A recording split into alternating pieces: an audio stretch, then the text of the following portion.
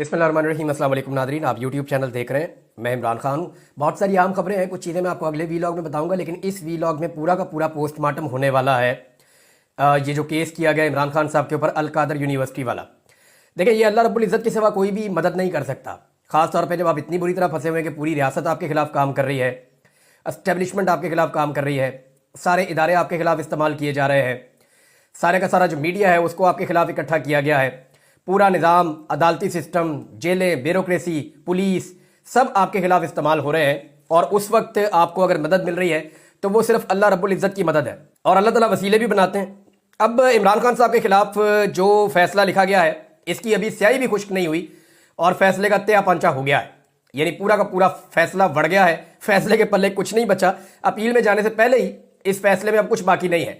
पाकिस्तान तहरीक इंसाफ ने यह फैसला किया है कि अगले 48 घंटे के अंदर तहरीक इंसाफ इस फैसले को हाई कोर्ट में चैलेंज करेगी। हाई कोर्ट के अंदर जो मर्जी जज बैठाए जाएं। देखिए ना, वहां पे माहौल उस तरह तो नहीं होगा जैसे जेल के अंदर है, जज जो मर्जी कर लेता है। ये तो मामला जाएगा हाई कोर्ट में, और काजी फायद ईसा जैसा जज तो मैसर है नहीं। आमिर फारूक के साथ ये केस मेरे ख्याल में लगना नहीं चाहिए। जो जस्टिस आमिर फारूक साहब है उनके पास नहीं जाना चाहिए। बाकी किसी भी जज के पास जाएगा तो मुझे बड़ी उम्मीद है कि इंसाफ हो जाएगा। और ये केस के पल्ले ही कुछ नहीं है। अगर आमिर फारूक साहब की अदालत में भी गया तो उनके लिए भी मुश्किल हो जाएगा इसको डिफेंड करना। ये जेल के अंदर ही हो सकता था जो किया गया है। अब इस मामले में कुछ नए नुक्ते सामने आ गए हैं, और ये नुक्ते नए नहीं हैं, नुक्ते तो एक्चुअली पुराने हैं। लेकिन पूरा का पूरा फैसला जब पढ़ा गया, लगभग 150 के करीब इसके सफ़े हैं, जब पूरा फैसला तफसील के साथ पढ़ा गया तो चंद चीजें सामने आ गई हैं।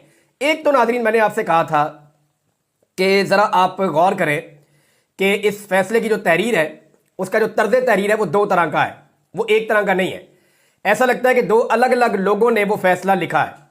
यानी पहले आप वो सुने, मैंने आपको क्या कहा था 2 दिन पहले जब ये फैसला आया था, वो जरा चंद जुमले आप सुन ले, फिर आपको पता चलेगा कि मैंने वो बात क्यों की थी। फैसला लिखा गया है ना, इसकी जो तहरीर है वो 2 तरह की है। ये एक आदमी का लिखा हुआ फैसला नहीं है। यानी तहरीर का एक हिस्सा ऐसा है जैसे लगता है कि ये पाकिस्तान की जो कानूनी लैंग्वेज है उसके अंदर वो लिखा गया है, वो जो तरीकाकार है हमारे यहाँ पे स्टीरियोटाइप एक चलता है वो है। और दूसरा एक हिस्सा जो है उसका वो ऐसा लगता है कि वो कहीं और किसी और लेवल के लोगों ने लिखा है। तो ये 2 तरह की तहरीरें हैं जिनको इकट्ठा करके ये फैसला बना है। तो इसलिए ज़रा फैसला भी आपको पता है फिर टाइम लेता है। तो नाज़रीन, मैं अभी आपको बताता हूँ कि ये 2 तरह की तहरीर क्यों है और ये मामला क्या है। और इसकी जो अभी निशानदेही है वो अहमद नूरानी साहब ने जो बरतानवी अदालत के अंदर फैसला हुआ था वो लाकर सामने रख दिया है। और उस फैसले के नतीजे में जब वो सामने आया तो सारी कहानी उलट गई। मुतीउल्लाह जान साहब ने और दीगर कुछ और सहाफ़ियों ने, साकिब बशीर साहब हैं और कुछ और दोस्त हैं, उन तमाम ने यह करार दे दिया है कि अब इस फैसले की कोई कानूनी हैसियत रही नहीं। इस फैसले को मुकम्मल तफसील के साथ पढ़ने के बाद सलमान अकरम राजा साहब, जो इमरान खान साहब के वकील भी हैं और बड़े बायनाज़ वकील हैं, पाकिस्तान के बड़े तगड़े लॉयर हैं, मैंने उन्हें खुद देखा सुप्रीम कोर्ट ऑफ पाकिस्तान में जो है। मैं स्पेशली उनको सुनने के लिए गया था कि मुझे पता चले, मैं देखूं इनको केस लड़ते हुए, क्योंकि बहुत तारीफ हो रही थी इनकी उन दिनों में। तो मैंने जब सुना तो मुझे वाकई अंदाजा हुआ कि सलमान अकरम राजा साहब एक बड़े मजबूत वकील हैं, बड़े मजबूत तरीके से अपने दलाइल और अपनी बात अदालत के सामने रखते हैं।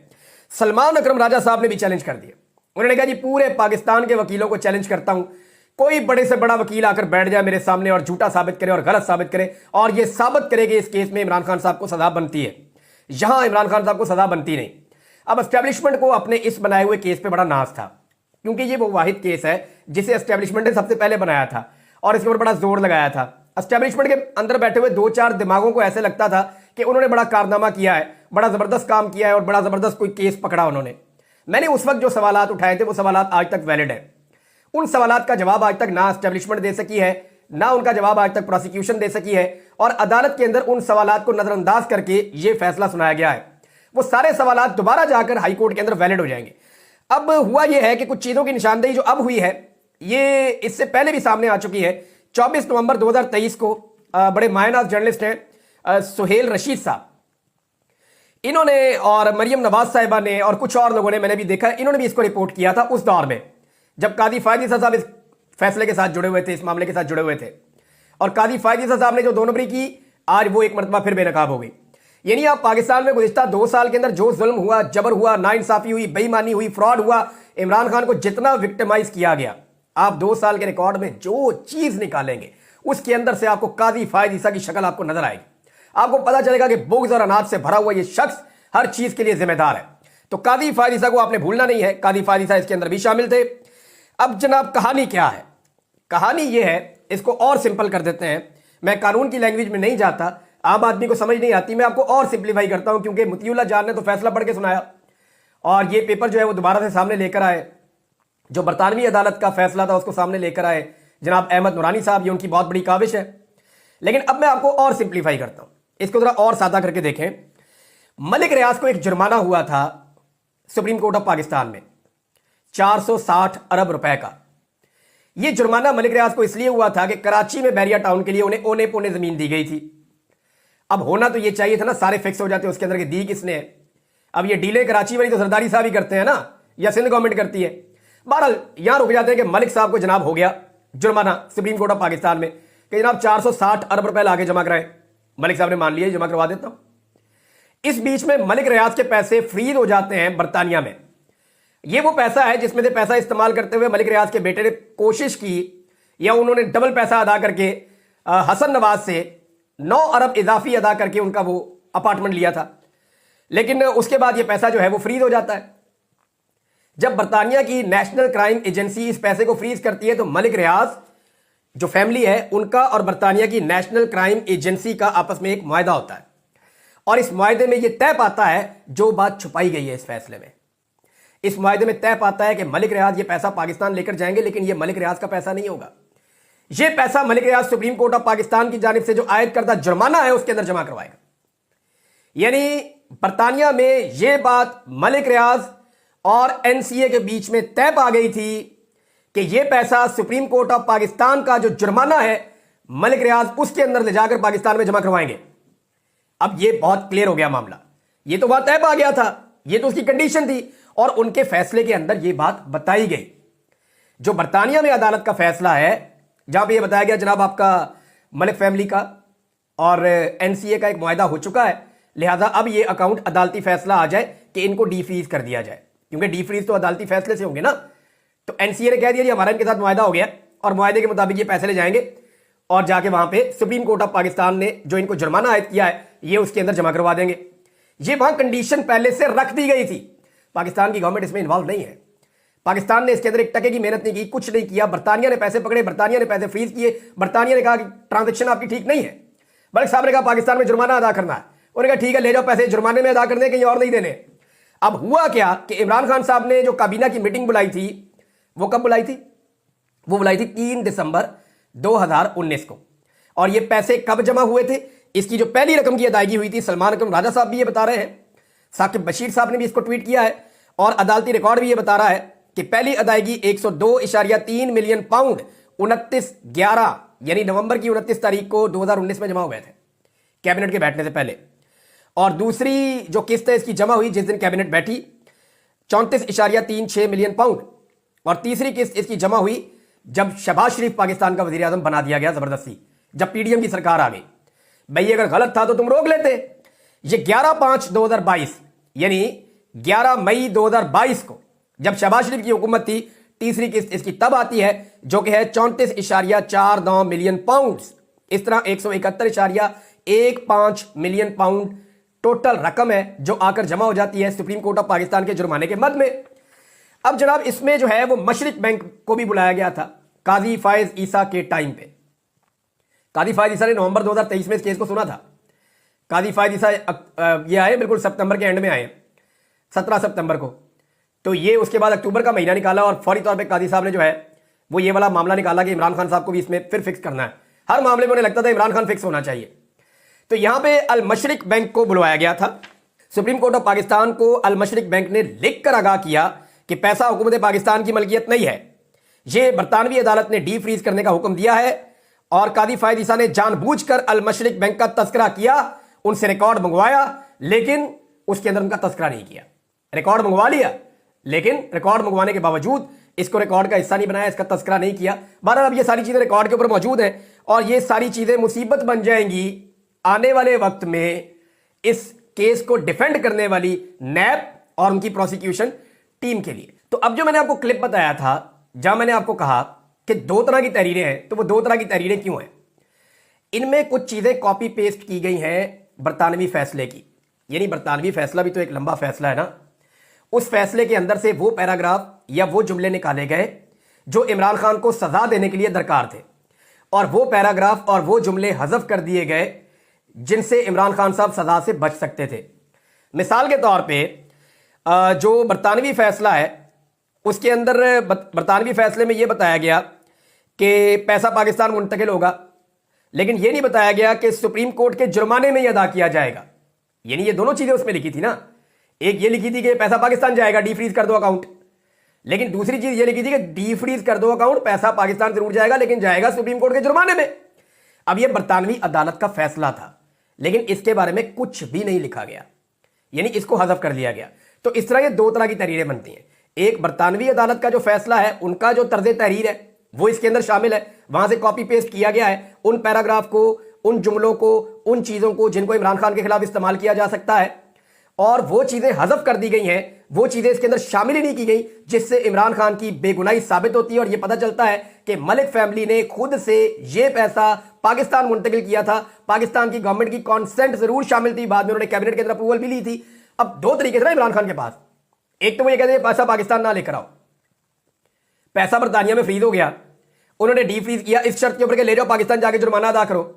और इतनी बड़ी जब ट्रांजैक्शन होनी है, जब इतना ज्यादा पैसा पाकिस्तान में आना है, इससे पहले कभी आया नहीं इतना पैसा पाकिस्तान में, तो लाजमी बात है कि गवर्नमेंट को इन्फॉर्म किया जाएगा। अब गवर्नमेंट जो इस तरह के इकदाम आते हैं उनमें कैबिनेट की अप्रूवल लेती है। अब दो रस्ते थे, या तो इमरान खान का हमें पैसे नहीं चाहिए, रखो अपने पास ही, हम ये पैसे नहीं मंगाते, ये पैसे आप अपने पास रखें, हम जनाब आपके साथ मुकदमा लड़ेंगे, हम साबित करेंगे कि मलिक रियाज का ये पैसा करप्शन का है, बेईमानी का है, फ्रॉड का है। तो ये कैसे साबित करेंगे? ये तो पाकिस्तान में सारा का सारा जो आदमी रिटायर होता है मलिक रियाज का जाके गुलाम बन जाता है। तो यहां पे तो आप ये कर ही नहीं सकते, पाकिस्तान के अंदर तो ये चीजें मुमकिन नहीं है, और बाहर भी ये मुमकिन नहीं है। पहले ही पाकिस्तान $100 मिलियन जो है वो इसके ऊपर लगा चुका है, ये इमरान खान साहब ने बताई बात। अब मामला ये था कि इन्होंने कहा पैसे आ रहे हैं, मंगाओ पाकिस्तान में, जुर्माने में आ रहे हैं ना, तो जुर्माने में आ रहे हैं तो पाकिस्तान के पास ये पैसा आएगा ना, तो जमा कराओ सुप्रीम कोर्ट ऑफ पाकिस्तान के जुर्माने में पैसा, ये पाकिस्तान को पैसा वापस मिलेगा। तो इन्होंने फौरी तौर पे ये पैसा वापस मंगवाने के लिए कैबिनेट ने कह दिया मंगवा ले। अब इमरान खान को अकेले को उसमें फिक्स कर दिया, और अब यह भी साबित हो रहा है कि कैबिनेट की मीटिंग से पहले पैसों का सबसे बड़ा हिस्सा पाकिस्तान पहुंच चुका था और जुर्माने में अदा भी हो चुका था। तो बरतानवी फैसला जिसके कुछ हिस्से लगाए गए और कुछ हिस्से छुपाए गए, जब यह पूरा फैसला हाई कोर्ट के सामने रखा जाएगा तो फिर आप देखिए क्या होगा, फिर इसका नतीजा आपको वहां पे नजर आ जाएगा कि सारा का सारा केस उलट जाएगा। नाज़रीन, हुकूमत ने बड़ी चालाकी के साथ इसके ऊपर एक प्रोपेगेंडा खेलने की कोशिश की। उन्होंने कहा जी वहां यूनिवर्सिटी नहीं है, वहां तलबा ही नहीं है, वहां पढ़ता ही कोई नहीं है। उसके बाद बीबीसी ने इसके ऊपर डॉक्यूमेंट्री बनाई, बीबीसी ने सारा बताया कि जनाब आप बच्चे पढ़ते भी हैं, उनका एक निसाब भी है जो बाकी यूनिवर्सिटी से कुछ मुख्तलिफ है, वहां सीरत नबी पढ़ाई जाती है, अरबी के बारे में बताया जाता है, कुरान पाक की तालीम दी जाती है, अहादीस की तालीम दी जाती है, और साथ में जदीद उलूम भी पढ़ाए जाते हैं। पूरा उस यूनिवर्सिटी का एक निसाब मौजूद है। बीबीसी ने इस सारे मामले का जो है वो पोल खोल दिया, और जो हुकूमत है उसका एक और झूठ पकड़ा गया, बल्कि हुकूमत एक दफा फिर बेनकाब हो गई है। राणा सनाउल्लाह साहब ने एक मशवरा दिया पाकिस्तान तहरीक इंसाफ को, यानी अब सांस चढ़ना शुरू हो गया है। राणा सनाउल्लाह साहब कह रहे हैं कि पीटीआई 9 मई से और 26 नवंबर से आगे बढ़ जाए। ये तो चीजें हो गई है ना, अब इनसे बाहर निकले, मुज़ाकरात करें, अगर इनके अंदर फंसे रहेंगे तो फिर आप आगे कैसे बढ़ेंगे? तो मामला यह है कि राणा साहब पिछले पौने 2 साल में 9 मई से बाहर आपने पाकिस्तान को निकलने ही नहीं दिया, यानी सारी सियासत 9 मई पे रख के की है, सारा का सारा गंद 9 मई पे रख के मारा है। 10,000 से ज्यादा बंदे उठा के आपने जेलों में डाल दिए 9 मई के नाम के ऊपर। 1 लाख के करीब इमरान खान साहब कहते हैं रेड किए गए लोगों के ऊपर 9 मई के नाम के ऊपर। चादर और चार दीवारी का तकद्दुस पामाल किया गया 9 मई के नाम के ऊपर। एक पूरा का पूरा इलेक्शन एक पॉलिटिकल पार्टी से छीन लिया गया 9 मई के नाम के ऊपर। औरतों को जेलों के अंदर रखा गया, घसीटा गया, मारा गया 9 मई के नाम के ऊपर। तो 9 मई के नाम के ऊपर जो गंद इस मुल्क के ऊपर इस हुकूमत ने डाला, या इस निजाम ने जो एक जबर और एक जुल्म और एक फस्तायत का बाजार गर्म किया, उसके बाद आप कैसे कह सकते हैं कि 9 मई को भूल जाए? आपने पौने 2 साल तो नहीं भूलने दिया। अब पाकिस्तान तहरीक इंसाफ के लोगों को कत्लेआम किया गया, उन पे बराह रास्त गोलियां चलाई गई, वो अब इंक्वायरी मांग रहे हैं। वो ये कह रहे हैं जुडिशियल कमीशन बनाए, बताएं हमें किसने हमारे बंदे मारे हैं, किसके ऑर्डर से गोली चली है, और सारे सबूत सामने लेकर आए। अब यहां से आप चाह रहे हैं कि पाकिस्तान तहरीक इंसाफ आगे बढ़ जाए। आपने 9 मई में पौने 2 साल में पाकिस्तान को आगे नहीं बढ़ने दिया, और अब आप 2 महीने से पहले ही कह रहे हैं कि 26 नवंबर और 9 मई से पाकिस्तान तहरीक इंसाफ आगे बढ़ जाए। आमिर मुगल साहब ने कुछ बड़े अच्छे मशवरे दिए अपनी पॉलिटिकल कमेटी को। उन्होंने कहा ये चीजें फौरी तौर पे की जाए, ये क्योंकि बहुत इंपॉर्टेंट चीजें, इसलिए मैं वहीं से आपको पढ़ के सुना रहा हूं। आमिर मुगल जो है वो बड़े एक्टिवली पार्टिसिपेट करते हैं पाकिस्तान तहरीक इंसाफ में, और पिछले कुछ अरसे के अंदर ये बहुत दफा गिरफ्तार भी हुए, लेकिन अब गिरफ्तारी अवॉइड कर रहे हैं। लेकिन इन्होंने बड़ी फ्रंट फुट पे आकर सियासत की है पाकिस्तान तहरीक इंसाफ और इमरान खान के लिए। उन्होंने कहा जी कि जो 26 नवंबर के हमारे मिसिंग कारकुनान हैं उनके फैमिली मेंबरान के वीडियो बयानात अभी तक जारी नहीं हुए, जो कि जारी करना इंतहाई ज़रूरी है। ये बिल्कुल ठीक बात है, जिनका बंदा घर नहीं आया उनके वीडियो बनाई जाए, उनसे बयानात लिए जाए, उनको जारी किया जाए, बहुत वाकई ज़रूरी है। नंबर 2, उन्होंने कहा कि कादी फायद ईसा ने जो 460 अरब बैरिया टाउन केस में अल-मशरिक बैंक के CEO को बुलाया था और उसने सुप्रीम कोर्ट में तहरीरी बयान जमा करवाया था कि मलिक रियाज ने रकम अपने ज़ाती अकाउंट से भेजी है, वो लेटर फौरी तौर पर मीडिया को जारी किया जाए। ये भी बहुत इंपॉर्टेंट है। 3, उन्होंने कहा कि शायद खाकान अब्बासी जो अपोजिशन की तहरीक है उसका हिस्सा बन गए हैं, जावेद हाशमी को भी इसी तहरीक के अंदर फौरी तौर पर शामिल करना चाहिए, वो एक मुअस्सर आवाज़ है। साथ ही उन्होंने चौथा मशवरा यह दिया कि इसमें तहरीक लब्बैक पाकिस्तान को और जमात इस्लामी को भी लाजमी दावत देनी चाहिए, और अगर वो इसमें शामिल हो तो ठीक है, अगर वो इसमें शामिल ना हो तो अवाम के सामने खुद जवाबदेह होंगे। ये बात जो है उन्होंने की है। एक नाज़रीन और अफसोसनाक खबर है, वो ये है कि अल्लामा राजा नासिर अब्बास साहब से उनकी सिक्योरिटी वापस ले ली गई है। अब आप समझते हैं इस लेवल के जो उलमा इकराम है, चाहे उनका ताल्लुक किसी भी मकतबा फ़िक्र से हो, वो लोग वल्नरेबल होते हैं। अल्लामा राजा नासिर अब्बास साहब एक सेनेटर भी हैं और वो हसास मौज़ूआत के ऊपर बात करते रहते हैं, तो ये रियासत की जिम्मेदारी होती है कि ऐसे लोगों को तहफ़्फ़ुज़ फराहम किया जाए और उनकी जान बचाने का बंदोबस्त किया जाए। लेकिन जो मजलिस वहादतुल मुस्लिमीन है, उन्होंने ये क्लेम किया कि अल्लामा राजा नासिर अब्बास साहब की सिक्योरिटी वापस ली गई है। ये एक बड़ा ख़तरनाक इकदाम है।